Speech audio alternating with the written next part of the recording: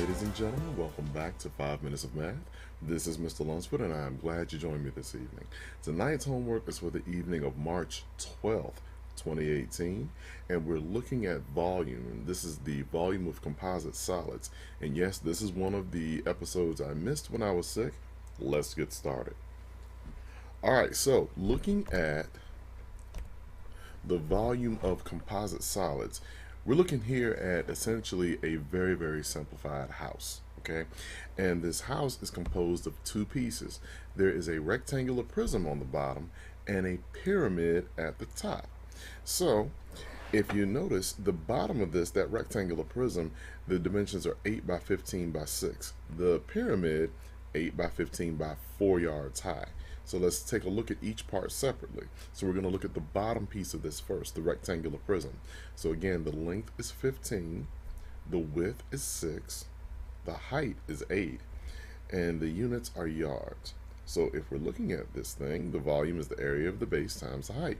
So that's length times width times height, 15 times 6 times 8, 90 times 8, 720 yards cubed. Okay, and remember, volume is always yards cubed because we have three dimensions: length, width, height. Now, that's the first piece of this. Now, let's look at the top of our house. This is a pyramid, all right?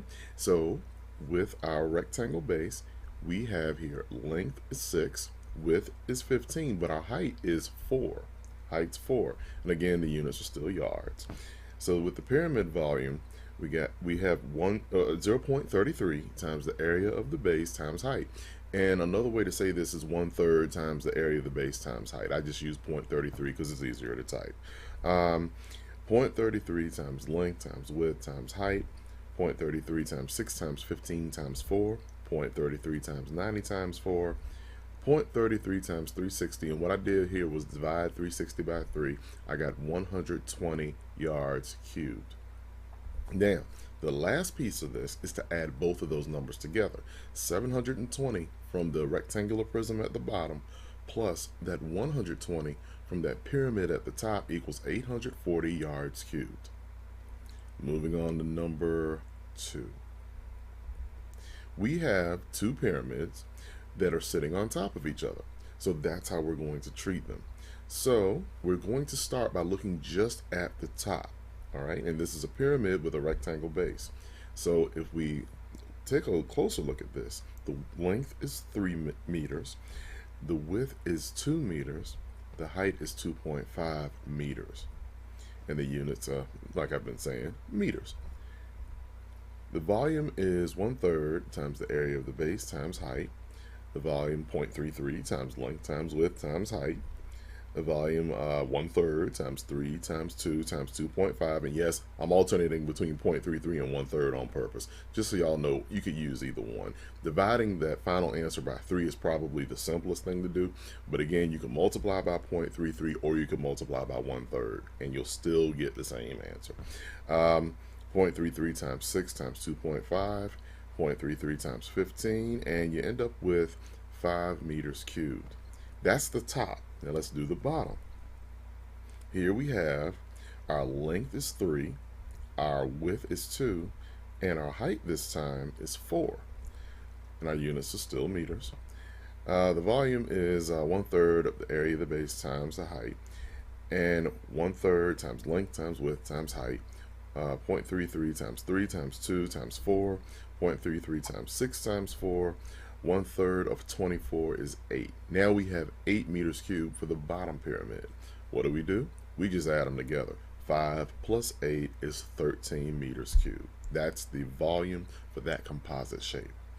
Moving on to the last one. We have two cones that are sitting side by side, and they're sharing that same base. So we're going to treat this as two separate cones. And again, I'm using 0.33 as my 1/3. So we have our radius here of 3, our units of millimeters, and for pi, the book uses 3.1415, and for our height, 5 millimeters. So the volume of our cone, 1/3 times the area of the base times the height, 1/3 times pi times radius squared times height, 1/3 times pi times 3 squared times 5, One third times pi, 3.1415 times 9, that's 3 squared, times 5. The volume is 0.33 times 28.27 times 5, 0.33 times 141.35, and the final volume for that left-hand side, 47.12 millimeters cubed. That's the left side. Now we're going on to the right side. Now this looks like it's the same cone, but take another look at this. Do you see the difference? The height here for the top cone is 5 millimeters. The height for the bottom cone is 6 millimeters. So make sure that does make a difference, and you'll see that in a few seconds. The radius here is still 3. The pi is still 3.1415. The units are millimeters, and the height is 6. Going on to the volume of the cone, 1/3 times the area of the base times the height, 1/3 times pi times radius squared times height, 1/3 times pi times 3 squared times 6, 1/3 times pi times 9 times 6, 1/3 times 28.27 times 6, 1/3 times 169.62, and our final volume is 56.54 millimeters cubed. Now, we figured out the right cone. And what are we going to do? We're going to add them up. 47.12 plus 56.54 equals 103.66. So again, we're adding that left-hand cone, 47.12, plus the right-hand cone's volume, 56.54, and we get 103.66.